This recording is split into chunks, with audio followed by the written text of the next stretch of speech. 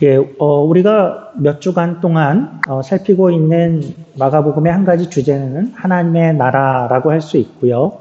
하나님의 나라 하면 조금 광범위하고 좀 범위가 너무 넓은데 거기서 조금 더 구체적으로 얘기를 할 수 있다고 한다면 하나님 나라 거기에 누가 들어가는가? 다른 말로는 영생으로도 표현이 되었었고 구원이라고도 표현될 수 있는 그런 이야기를 다루어 오고 있습니다.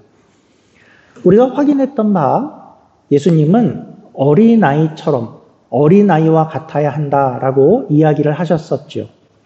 어린아이와 같아야 한다라는 것은 어린이가 이렇게 작고 순수하고 그런 면인가 하면 그런 면은 아니고 어린아이와 같다라는 것은 어린아이는 그의 생존을 그가 살아가는 데 필요한 것을 스스로의 힘이 아닌 누군가를 의존해서 살아간다라는 그러한 면을 이야기하는 것이었죠. 그런 면에서 어린아이와 같아야 한다였습니다. 아이는 위험을 닥칠 때에 그리고 두려울 때에 엄마 도와주세요. 엄마를 부르게 되죠. 그런 것처럼이고 아이는 먹을 것이나 자는 것이나 살아내는 것을 스스로 해결하는 것이 아니고 모든 것을 부모를 철저하게 의존하고 그렇게 살듯이 그런 것이고 그렇게 아이가 늘 그저 부모를 바라고 믿고 의존하듯이 그처럼 하나님을 바라보는 자, 내 인생에 하나님이 필요해요. 그것을 깨닫고 그렇게 의존하고 그렇게 사는 자, 하나님을 받아들이는 자가 하나님 나라에 합당한 자였습니다. 이어서 한 청년이 등장했었죠. 그러니까 부자이며 이는 능력 있는 유능한 관리였습니다.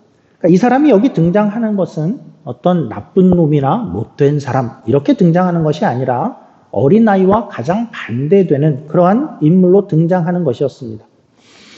이 청년은 어떤 구원이나 영생에 대해서 오랜 관심을 가지고 있었고 열심히 있었고 그의 마음은 진심이었죠. 그런데 한 가지 그는 구원과 영생이라는 면에 있어서도 자기를 의존하는 그런 존재로 등장을 하는 것이죠. 저는 계명을 다 지켰습니다. 이 정도의 나라면 하나님 나라에 합당할 수 있지 않겠습니까? 그 근거가 자기에게 있죠. 그걸 들고 하나님 앞에 나아오는 이였죠. 그는 또한 부자였습니다. 그 당시에 부자는 하나님 나라에 가장 가까운 존재로 더욱 가까운 이들로 여겨졌다라고 했었죠. 부자는 하나님께 축복을 받아서 그렇게 된 것이며 그렇게 되었을 때에는 이미 하나님을 순종하고 잘 따르는 자니까 현세에서도 그 복을 받고 하나님 나라라는 면에서도 더욱더 가까운 자일 거야. 그렇게 여겨졌었죠. 그런데 결국은 예수님께서는 결국 부자라는 것에 대해서도 부자가 하나님의 나라에 들어가는 것 차라리 낙타를 바늘 귀에 넣어라 하고 불가능하다라고 이야기를 하셨죠. 결국 이 청년이 등장하는 이 이야기에서 예수님께서 이야기하시는 것은 계명을 지켜서도 그리고 부자여도 그것을 들고 내가 어떤 것을 들고 가는 것으로 하는 것은 구원의 어떤 방법이 아니다. 그것이 괜한 일을 하는 거야. 다 쓸데없는 일이야. 그런 뜻은 아니고 구원이라는 것은 그걸 들고 가는 근거, 내가 들고 가고 그래서 얻어내는 어떤 것이 아니다를 설명한 것이었습니다. 한 가지 조금 더 이야기를 해보자고 하면 분명히 예수님은 이 이야기 가운데에서 부와 재물이라는 것에 대해서 여러 번 언급을 하셨는데 조금 한번 짚고 넘어가면 좋겠습니다. 여러분들 성경 전반에서 부, 재물, 돈 그러면 어떤 느낌을 가지고 계십니까? 이런 것은 늘 어떻게 등장을 하지요? 여기서도 오늘 우리 본문 앞부분에서도 보면 부라는 것은 어떤 하나님을 온전히 의존하는 것을 방해하는 어떤 것으로 등장하는 것 같아 보이는데요. 그러면 부, 재물, 돈 이런 것은 나쁜 것일까요? 나는 솔직히 말하면 너무 좋아하는데 목사님이 설교 시간에 얘기하는 걸 보니까 나쁜 거라고 얘기하나 보다. 이렇게 생각하실 수도 있을 텐데 그렇지 않죠. 부나 재물, 돈 그것은 나쁜 게 아닙니다. 유대인들도 유대인들도 성경을 근거로 해서 그것을 축복으로 여길 만큼 그것은 충분히 좋은 것일 수 있는 것이지요. 단 나쁜 것은 이런 것이지요. 우리가 늘 경계하고 주의하고 또 기억하고 있어야 되는 것은, 그리고 성경이 경고하는 것은 이것이죠. 성경은 늘 돈을 조심해라 이렇게 경고한 적이 없고 돈을 사랑하는 것을 조심하라 라고 이야기를 하죠. 우리 화면으로 한번 디모데전서 3장 3절 말씀, 우리 성경을 몇 구절을 한번 살펴보죠. 디모데전서 3장 3절은 교회 안에서의 리더의 자격을 이야기하는 부분입니다. 교회의 리더는 어떤 사람이어야 되는가? 술을 즐기지 아니하며 구타하지 아니하며 오직 관용하며 다투지 아니하며, 이런 표현이죠. 돈을 사랑하지 아니하며. 디모데후서 3장 2절은 어떤 악한 자의 모습을 이야기할 때도 이렇게 얘기하죠. 돈이 많은 자여가 아니라 돈을 사랑하는 문제죠. 사람들이 자기를 사랑하며 돈을 사랑하며 자랑하며 교만하며 비방하며 부모를 거역하며 감사하지 아니하며 거룩하지 아니하며. 한 절을 더 보죠. 디모데전서 6장 10절입니다. 돈을 사랑함이 일만악의 뿌리가 되나니 이것을 탐내는 자들은 미혹을 받아 믿음에서 떠나 많은 근심으로써 자기를 찔렀도다. 그래서 성경이 말하는 문제는 늘 돈을 사랑하는 것입니다. 돈을 사랑하는 것이 일만악의 모든 악의 뿌리다라고까지 하죠. 그리고 그것으로 인해서 그것은 믿음을 떠나게까지 한다라고 하죠. 그것을 탐내는 자들은 그것이 미혹이 되고 유혹이 되어 믿음에서 떠날 수 있다라고까지 얘기하죠. 부자는 어떻게 되기 쉬울까요? 그렇게 살아온 이들은 어떨까요? 내 삶을 하나님이 아닌 돈을 의존하기가 쉽지요. 어떤 문제가 생겨도 돈을, 또 그것을 해결하는 것도 돈으로, 어떤 즐거움도 돈으로 할 수 있는 것을 찾아가게 되고, 내 삶에 있어서 피난처가 되고 내 삶을 안전하게 지키는 것이 돈이다, 거기에 달려있다라고 생각하게 되기가 매우 쉽지요. 돈이 행복을 가져온다라고 여기게 되지요. 그렇게 될 때에 위험한 것은 하나님이 우리 인생의 설 틈이 점점 좁아질 수 있다라는 면이죠. 그렇다면 이렇게도 얘기해 보죠. 그렇다면 돈을 사랑할 위험은 부자에게만 있을까요? 부자는 돈을 사랑해서 그럴까요? 부자는 안 좋은 걸까요? 그렇지 않죠. 돈을 사랑하는 것은 가난할 때 더 할 수도 있지요. 그때 돈을 사랑하는 것이 너무나 커지면 때로는 돈을 위해 신을 떠나기도 하는, 신앙을 떠나기도 할 만큼 돈은 역시나 누구에게나 무서운 것이 될 수 있죠. 우리는 돈을 얼마나 사랑할까요? 아무도 예외가 없을 만큼 한번 생각해 볼 문제이지요. 성경이 분명히 이렇게 명시적으로 이야기를 하고 있고, 이것은 우리에게 늘 유혹이 될 수 있고 미혹이 될 수 있고 믿음을 떠나게 할 수 있는 어떤 것이다 라고 이야기하죠. 이것에 붙잡히게 되면 우리는 사람을 잃고 관계를 잃고 또 품위를 잃고 여유를 잃고 그리고 신앙을 잃을 수 있다라고 하죠. 우리가 부에 대한 얘기를 성경에서 찾아보면 어쩌면 조금은 새로운 그런 사실을 한 가지 발견하게 되는데, 우리는 어떤 선입견을 좀 가질 수 있냐 하면 돈의 문제, 이것은 참 현대인의 문제야라고 생각하기가 쉽지요. 그런데 우리가 이제 발견하는 것은 예수님 시대에도 그 시대에도 당시에 가장 위험한 어떤 것은 돈이었다라는 것을 발견하게 되죠. 인류의 역사에 있어서 이것은 참 무서운 유혹이 되어 왔죠. 돈은 얼마나 위험하고 무서운지 이렇게도 이야기를 합니다. 우리 마태복음 6장 24절도 한번 보지요. 한 사람이 두 주인을 섬기지 못할 것이니 혹 이를 미워하고 저를 사랑하거나 혹 이를 중히 여기고 저를 경히 여김이라. 너희가 하나님과 재물을 겸하여 섬기지 못하느니라.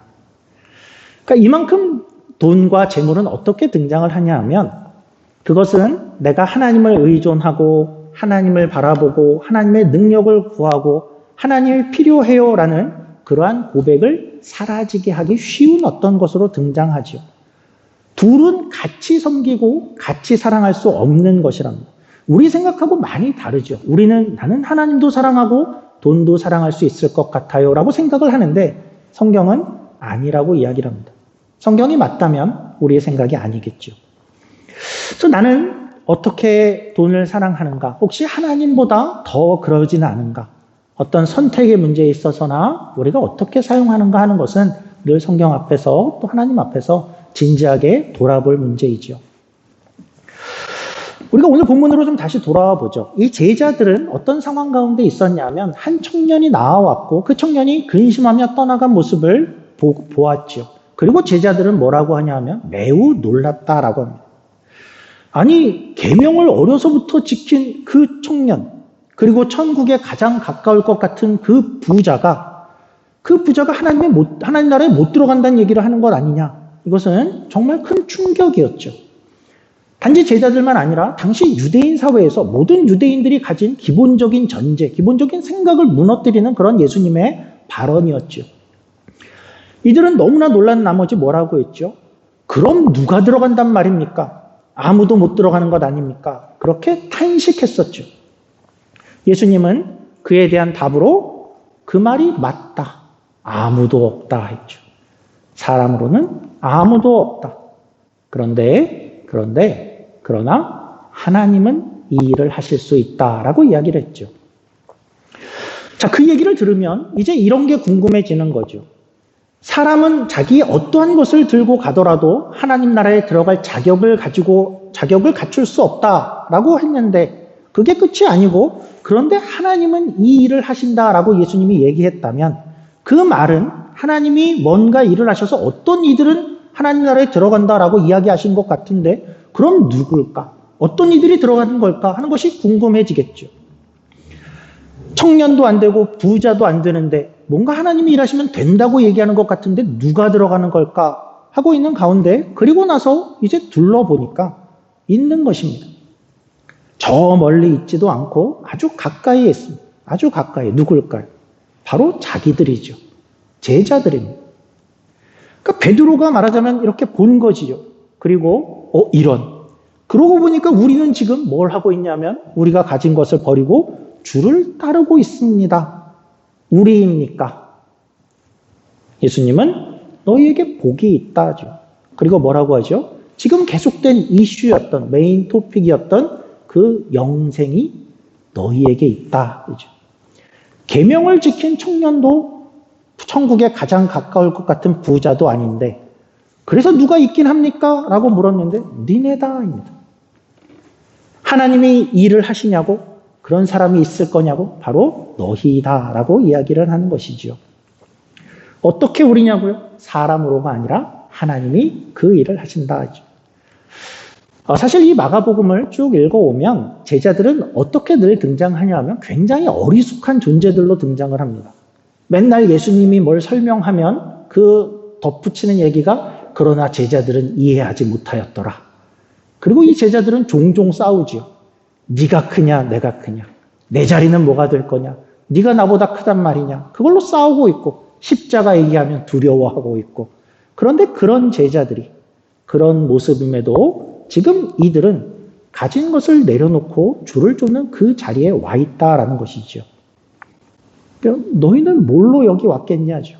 니네 능력으로 온 것 같냐. 부자도 청년도 아닌데 너희가 먼저 여기에 왔다죠. 내가 뭐라 그랬냐. 하나님이 하실 수 있다. 이고 하나님이 일하신 증거가 너희다인 것이죠. 이 제자들이 이 이야기를 듣고 무슨 이야기를 했을 것 같습니까? 성경에는 나와 있지 않지만 생각해보면 이렇게 얘기했을 것 같죠. 와, 예수님 정말 순서가 없네요.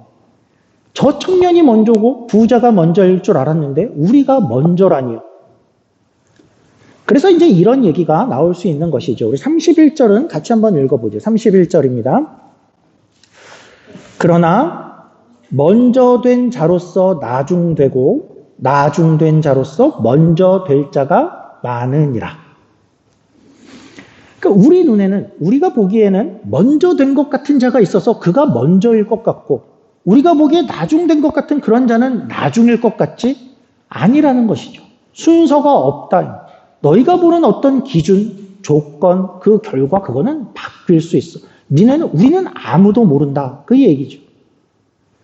순서가 없어의 얘기죠. 근데 그래서 뭘 얘기하고 싶은 걸까요? 순서가 없어? 그래서 뭘 얘기하고 싶은 거지? 이제 마가복음에서도 설명을 하지만 우리가 마태복음을 살펴보면 이 이야기를 조금 더 길게 설명을 해주고 있습니다. 아주 친절한데요. 마태는 한 장을 할애해서 마태복음 20장을 할애해서 이 문장을 이제 설명을 합니다. 하나의 이야기를 들려주는데요. 길지만 한번 살펴볼 가치가 있을 것 같습니다. 우리 화면으로 보셔도 좋고요. 우리 주보로 살펴봐도 좋겠습니다.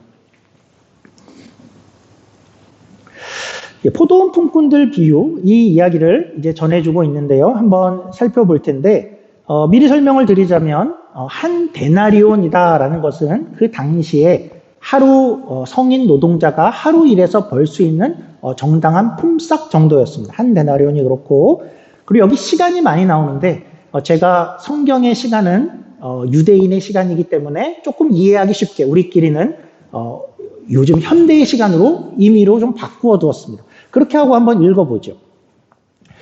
천국은 마치 품꾼을 얻어 포도원에 들여보내려고 이른 아침에 나간 집주인과 같으니 그가 하루 한 데나리온씩 품꾼들과 약속하여 포도원에 들여보내고 또 오전 9시에 나가보니 장터에 놀고 서 있는 사람들이 또 있는지라.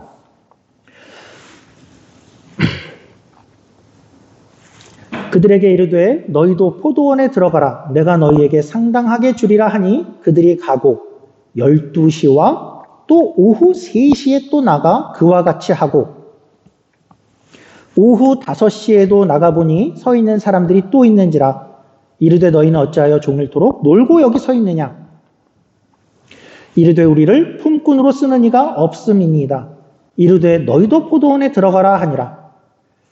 저물매 포도원 주인이 청지기에게 이르되 품꾼들을 불러 나중 온 자로부터 시작하여 먼저 온 자까지 삭슬 주라 하니 오후 5시에 온 자들이 와서 한 데나리온씩을 받거늘 먼저 온 자들이 와서 더 받을 줄 알았더니 그들도 한 데나리온씩 받은지라.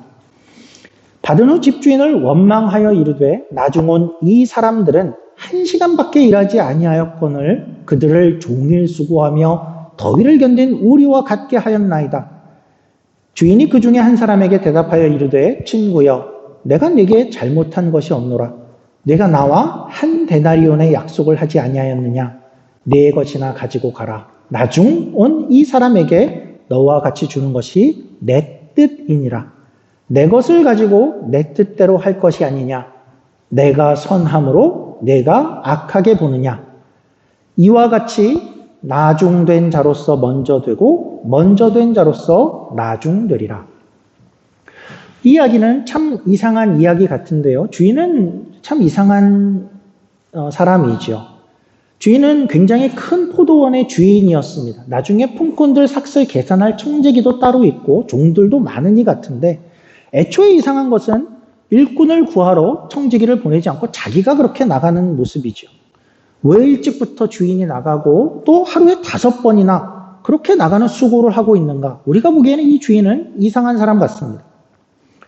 또 이런 면도 그렇죠. 주인이 품꾼이 많이 필요하면 처음에 많이 데려오면 될 텐데 그러지 않고 자꾸 나가서 서성이는 사람들, 일자리를 못 구한 사람들, 그 사람들을 찾아오고 자꾸 그렇게 더하는 그런 모습들도 보게 되죠. 특별히 1시간밖에 남지 않았는데도 어떤 일꾼들을 데려오는 이상한 고용주죠. 물론 이 주인의 가장 이상한 점은 이것이죠. 모두가 다 같은 일당, 같은 것을 주는 것입니다. 1시간만 일한 자, 오후만 일한 자, 하루 종일 일한 자, 같은 한 데나리온, 정당한 일삭을 주는 것입니다. 이 이야기는 뭘 보여주는 것일까요? 이 이야기는 무슨 얘기를 하고 싶은 걸까요? 받을 은혜가 어떤 사람의 공로와 사람이 얼마나 일했냐에 달려있지 않다를 얘기하고 싶은 것이지요. 어떤 이는 많이 일했을 수도 있고 어떤 이는 뭘 잘했을 수도 있고 어떤 이는 계명을 많이 지켰을 수도 있고 어떤 이는 선행을 많이 했을 수도 있고 그러나 그가 누리게 될 은혜는 그가 일한 만큼의 삭시나 그 대가로 오는 것이 아니라 그저 주인이 큰 은혜가 있어서 누리는 것뿐이다. 그러니까 내 편에 어떤 것이 있는 것이 아니라 그냥 주인의 뜻과 주인의 마음, 그 주인의 크심에 달려있는 것을 누리게 되는 것이다. 이죠. 무슨 얘기를 하고 있냐고요? 이게 구원이 그렇다라는 것이죠. 우리는 솔직히 말해서 이 이야기가 이해가 안 되죠. 우리의 구원도 그럴 것이다 라는 것입니다. 그런 것이다 라는 것이죠. 우리는 늘 나한테 어떤 자격이 있지, 조건이 있지, 나는 뭘 얼만큼 공로가 있지, 나는 얼만큼 믿었어, 뭘 기여를 했어. 그것이 우리의 어떤 조건이 될 것 같지만 구원은 오직 큰 주인의 은혜에만 달려있는 것이다. 그 얘기를 하고 싶은 것이죠. 이 이야기가 잘 이해가 안 되지, 우리 구원이 그런 거야 라는 것이죠. 그런데 이 이야기 속에 어떤 일꾼이 이렇게 얘기할 수 있을까요? 저는 정말 더 많이 일했는데요. 차라리 이런 식이라면 저는 차라리 안 올 걸 그랬어요. 그럴 수 있을까요? 그럴 수 없죠. 애초에 이 일꾼들은 어떤 일꾼들로 등장하죠? 하루 벌어 하루 사는 그런 일꾼들로 등장하죠. 누가 우리를 좀 불러줄 그런 사람이 없을까 하고 둘러보고 있고 절박했죠. 누군가 나를 일을 시켜줘야 아이들 밥도 해먹이고 뭔가를 사갖고 집에 갈 수 있을 텐데 그런 상황에 있는 이들이었죠. 그들은 사실 부름을 받은 것 자체로도 너무나도 큰 은혜고 기쁨이고 감사였죠. 그 자체가 은혜였죠. 우리도 그렇죠. 우리도 여기 오지 말걸 그런 존재가 아니죠. 올 수 있는 것에 그것이 은혜가 큰 것뿐이죠. 혹시 또 이런 생각을 해볼까? 주인이 정말 잘못한 것일까? 주인은 잘못을 했을까라고 자세히 돌아보면 성경 본문도 이야기하지만 주인은 잘못이 없지요. 주인이 혹시나 먼저 부른 이들의 것을 뺏어서 나중에 온 이들에게 주었다면 그것은 뭔가 좋지 않은, 공정치 않은 일일 수 있습니다. 그러나 그렇지 않고 먼저 온 이들도 그들의 마땅한 큰 은혜를 지금 누리고 있지요. 그리고 단지 다른 것은 덜 받을 것 같은 이들도 큰 은혜를 옆에서 누리고 있다라는 것뿐이죠. 오히려 그 주인이 더 좋은 분이고 너그러운 분이구나, 그 안에 있는 것을 더 기뻐할 수 있어야겠었죠. 자, 우리 마태복음 20장을 다 읽어봤는데요. 이 20장이 어떻게 시작을 했습니까? 첫 단어가 뭐였는지 기억나십니까? 20장은 첫 단어가 천국은 이었습니다. 하나님 나라에 대한 이야기이죠. 천국과 하나님 나라, 그곳은 어떤 곳이라고 이야기하는 것입니까? 그곳은 순서를 넘고 다름을 넘고 조건을 넘어서 모두가 주인의 큰 은혜를 누리는 곳이다 라는 것이죠. 교회는 어떤 곳입니까? 교회는 이 땅에서 하나님 나라와 천국이 어떤 곳이야 하는 것을 보이는 역할을 하는 것으로 존재하는 곳이 교회이지요. 그런 면에서 교회도 같은 은혜의 법칙이 다스려지는 곳이어야겠죠. 하나님의 은혜가 천국이 그렇다면 교회 안은 어떤 모습의 은혜가 어떻게 표현되어야 될까요? 교회는 우리가 가진 어떤 기준이나 어떤 조건, 각 사람의 기준과 조건에 따라서 대우를 받는 것이 아니어야 되죠. 오직 하나님의 크심에 따라 모두가 은혜를 누리는 곳이 되어야 되겠죠. 나는 먼저 왔으니, 먼저 이만큼을 했어. 나는 먼저 된 것 같아. 그래서 나는 대우를 받아야 되고 어떤 이들은 나보다 대우를 덜 받아야 돼. 그런 생각이 교회 안에 생긴다면 그것은 정말 큰 주인을 가진 자답지 않은 생각이지요. 여기서는 절대로 먼저 된 자들이 나중된 자들보다 더 많이 가져야겠다, 누려야겠다라고 주장하지 않는 곳입니다. 나중된 것 같은 이들이 많은 것을 누리는 것을 보고 시기하지 않는 곳이지요. 우리 주인이 하나님이 언제 어떻게 어떤 조건, 어떤 모습으로 온 이들에게라도 더 큰 은혜를 베풀 수 있는 곳이 교회인 것이죠. 그것을 함께 보고 기뻐하는 것이 교회인 것이죠. 또한 나중된 자들은 어떨까요? 나중된 자들은 어떤 이들이라고 할 수 있을까요? 교회 안에서 나는 너무 부족한 것 같아요. 나는 믿음도 별로인 것 같고 신앙도 그렇고 성품도 정말 거지 같은 것 같고 내 마음은 늘 왜 이런지, 하나님 나라로 치면 나는 나중될 것 같아요. 그런 이들이라고 생각할 수 있겠죠. 그런데 교회에서는 내가 나중일까봐 실망하고 좌절할 필요가 없다라고 합니다. 그렇게까지 이야기하는 것이죠. 때로는 우리 자신을 보고 실망하고 절망할 수 있지요. 그러나 그것보다 하나님이 준비하신 은혜와 하나님이 베푸신 그 주인이 훨씬 더 큰 분위기에, 그래서 나로 인해서 절망하거나 슬퍼할 수 없다라는 것이죠. 늘 모두가 다 나의 나됨보다 과분한, 너무나도 터무니없이 과분한 은혜를 누리는 곳이 교회인 것입니다. 우리의 주인이 그만큼 크시기 때문이죠. 그 은혜가 누려지는 곳이 이곳이죠. 그래서 이곳에서는 우리가 할 수 없는 이야기가 이런 것이죠. 누가 더 일하냐? 누가 덜 일하냐? 누가 잘하고 있냐? 이건 이렇게 해야지. 그런 비판과 판단과 정죄가 이루어지는 곳이 교회가 아니지요.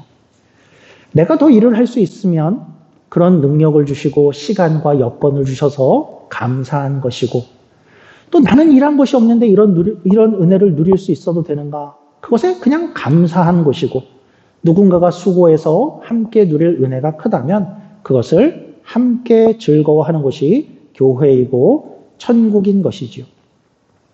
우리를 부르지 않았다면 저 포도원 밖에서 그냥 헤매고 있을 우리를 여기 불러주셨다만으로 감사한 것이 교회인 것이지요. 오늘 말씀은 이런 표현들이 있었죠. 먼저 된 자가 나중되고 나중된 자가 먼저 될 거야 라고 했는데, 이것은 물론 경고일 수도 있습니다. 긴장해, 수고해야 돼, 그런 경고일 수도 있습니다. 그러나 더 중요한 메시지는 이런 거죠. 먼저인 것 같아? 너는 나중인 것 같아? 순서가 없어. 거기에 달려있지 않아 라는 그런 메시지인 것이죠. 우리가 보는 어떤 순서와 자격, 조건, 그 어떠한 것, 그 차이보다 하나님이 훨씬 더 크시다 하는 그 이야기이고, 우리가 누리게 되는 베푸시는 은혜가 그것을 훨씬 너무 크다 하는 것을 보여주는 것이 그 표현인 것입니다. 그것이 우리의 구원이고 또한 교회에서 함께 누리게 되는 복이라는 것이죠. 이러한 교회에 오신 여러분을 환영합니다. 이 복을 함께 누리시며 즐거워하며 큰 주인을 가진 자답게 여유있고 넉넉한 삶을 살아가시는 저와 여러분이 되기를 주님의 이름으로 축원합니다. 기도하겠습니다. 하나님 아버지, 어쩌면 우리가 살아가는 모습들은 다른 시간에 불려져서 다른 만큼 일을 한 그런 풍문들처럼 어쩌면 아주 작은 차이를 가지고 서로를 비교하고 서로를 재보고 누가 더 크냐 하는 것을 논쟁했던 그런 제자들이나 그 품꾼들의 모습과 비슷하지 않나 돌아봅니다. 우리에게 차이가 있지만 그 차이는 우리의 주인의 크심에 비교하면, 그가 베풀 은혜에 비하면 너무나 작은 것임을 우리가 기억하게 하시고, 주인의 은혜가 아니었으면 애초에 이곳에 오지 못하는 저 밖을 헤매야 하는 그런 존재였음을 다시 한번 기억하게 하시고, 이곳에 불러주심에 감사하며 이곳에서 누릴 수 있는 하나님의 큰 은혜를 함께 누리고 함께 즐기며 함께 살아가는 교회 공동체가 되게 하여 주시옵소서. 감사하며 예수님 이름으로 기도드립니다. 아멘.